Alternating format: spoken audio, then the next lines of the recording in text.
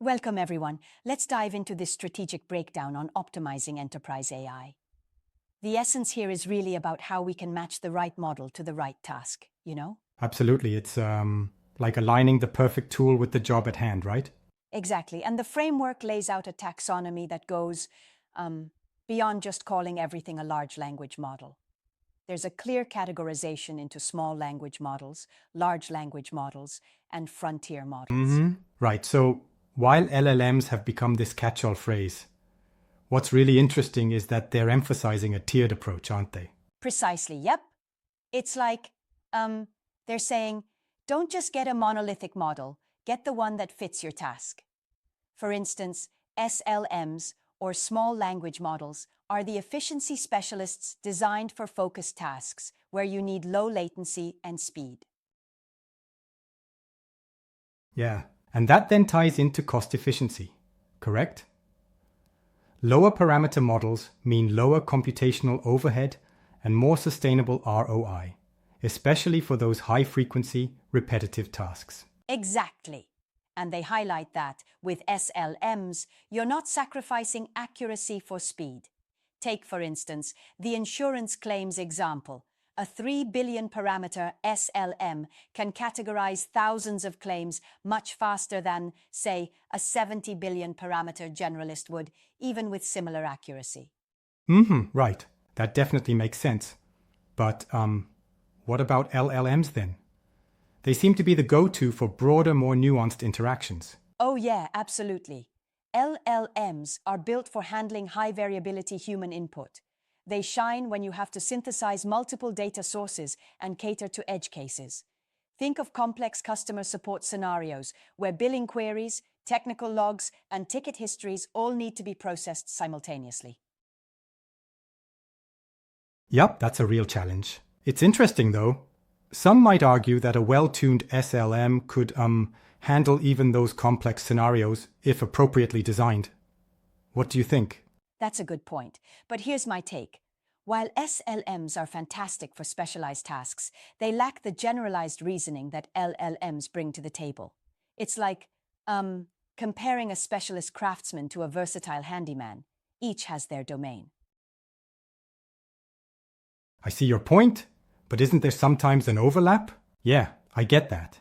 And while there may be slight overlaps, the nuance and multi-domain synthesis in LLMs clearly sets them apart for more complex engagements. Absolutely. And then we move to the frontier models. These are the heavy hitters, right? Reserved for those high-stakes, multi-step problem-solving tasks. Here, you're not just responding to prompts.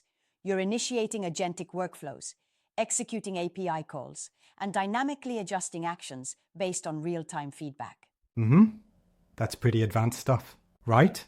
And it's fascinating how these models operate almost autonomously, like in the incident response scenario where a model literally takes charge at 2 a.m. to mitigate a system crisis.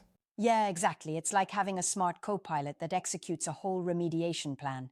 But importantly, even with that automation, there's often a human in the loop. The process remains governed by enterprise protocols. Yes, keeping that oversight is critical. So, essentially, we have this spectrum. SLMs for specialized tasks with quick responses. LLMs for nuanced, general purpose tasks, and frontier models for jobs requiring autonomous, multi-step reasoning. Precisely. And that spectrum is fundamentally tied to the parameter scale. More parameters mean more cognitive nuance and reasoning capability, but also higher computational costs and sometimes increased latency. It's a delicate balance indeed. It sounds like the optimal strategy for enterprises is to avoid a one-size-fits-all approach. Instead, they need this diversified model architecture to optimize both performance and cost effectiveness. Right on. And that's the beauty of this framework. By matching model capability to the task requirement, organizations can avoid over-provisioning intelligence where it's not needed, thereby reducing architectural debt. Yeah, that's smart. And this also supports strict data governance, especially in industries like finance and healthcare. Deploying SLMs on-premise, for instance, ensures sensitive data remains secure. Absolutely. That control is non-negotiable in regulated sectors. In a way, it enhances both speed and security. It's like having your cake and eating it too. I love that analogy. So, to wrap this up, the procurement strategy really becomes about choosing the right model. SLMs for low latency, high throughput tasks. LLMs when broad, nuanced reasoning is required. And frontier models when you need that extra layer of autonomous, agent-like problem solving. Exactly. Hey, it's all about strategic alignment. And broader enterprise AI strategy isn't optional anymore. It's essential for operational efficiency and cost optimization. I completely agree. While this framework seems robust, don't you think that there's always a risk in oversimplification? I mean, our environment can be even more nuanced than these categories suggest. That's a fair challenge.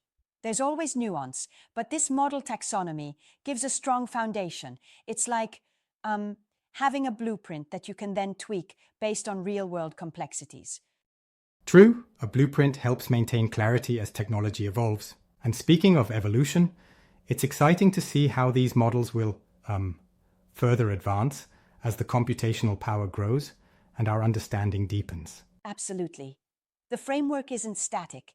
It's an evolving strategy, reflecting advances in model design and emerging business requirements. You know, it really sets the stage for future innovations in AI deployment. It's like watching the next chapter of tech unfold. Also, I'm impressed by how this strategic framework links technical considerations like parameter count directly with things like inference speed, cost, and even data governance. It's very holistic. Yes, it's all interconnected.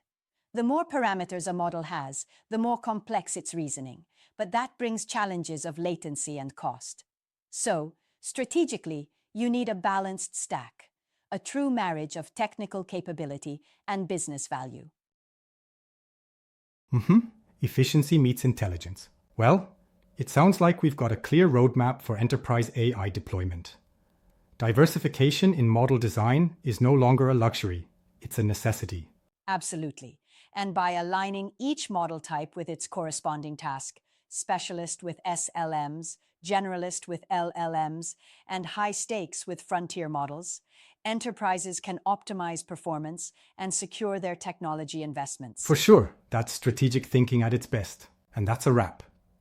It's been a fascinating exploration on how optimizing and tailoring AI solutions today can pave the way for a more resilient and cost-effective enterprise ecosystem tomorrow. Indeed. Thanks for joining this in-depth conversation, and here's to building smarter, faster, and more agile AI infrastructures. Absolutely. Cheers to that.